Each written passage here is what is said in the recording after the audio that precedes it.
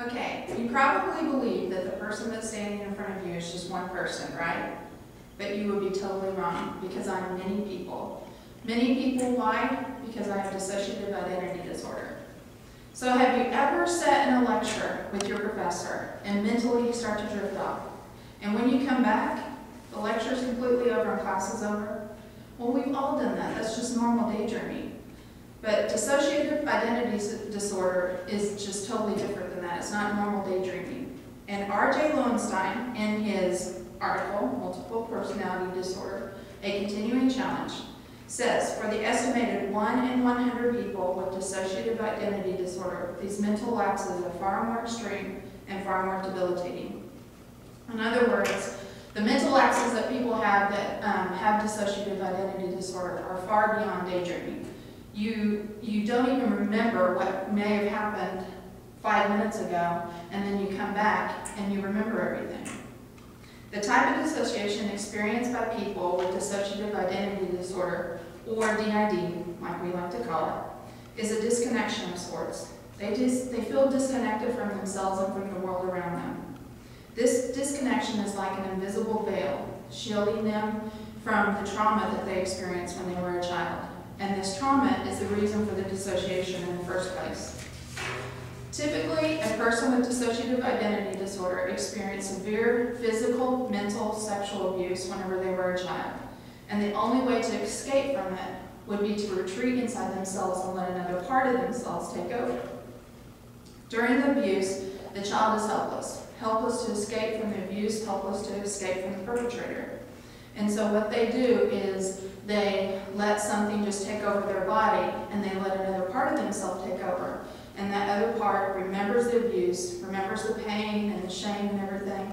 And then once the core child or the core personality comes back out, they don't remember any of this. It's like it never ever happened. And so for many of us who have D.I.D, we refer to it as switching, which means that we go within inside ourselves and this other part takes over. And that allows us to resume our life as if the abuse never ever happened. And I can remember as far back as 18 months old, whenever the abuse started with me, and it lasted until about the time I moved out of my house. And the only way that I could think to escape it would be to go within inside myself and then let other parts of me take the abuse and take the emotions and the feelings and everything. And actually, this was a gift. It was a gift from God, because it allowed me to function then for years and years and years without ever remembering the abuse. People with D.I.D often refer to these parts as alters, and there can be as many as hundreds and hundreds of alters, or there can be as few as 2.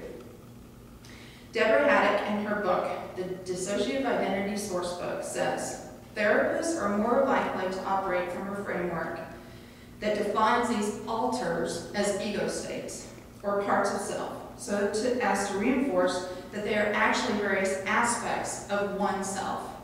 In other words, you have one person, but you have all these different parts acting inside this one person. They have different thoughts, they have different feelings, they have different memories, they have different likes and dislikes, but they all reside within one person.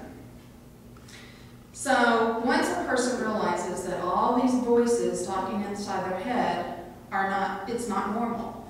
Because for years, I just felt like, well, everybody has voices in their head, right?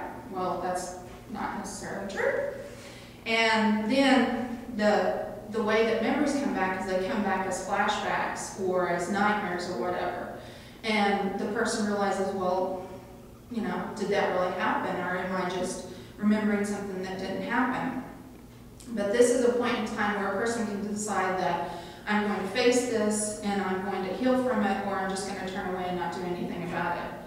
But once a person can face these challenges, face that it's not normal to have different voices in your head and different conversations in your head, and that these flashbacks and nightmares are actually real things that happen to you, then healing can begin.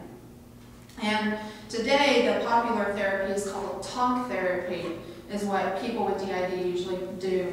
And it's helped immensely, but many therapists believe that moving towards integrating that person to a whole person is the most important step in healing.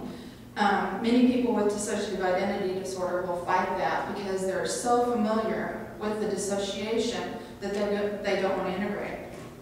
But regardless of how a person is healed, believing in D.I.D. is controversial. Movies such as Sybil and Three Faces of Eve have given D.I.D. a bad name. The public either does not believe in dissociative identity disorder, or they believe that we're crazy and we need to be locked up.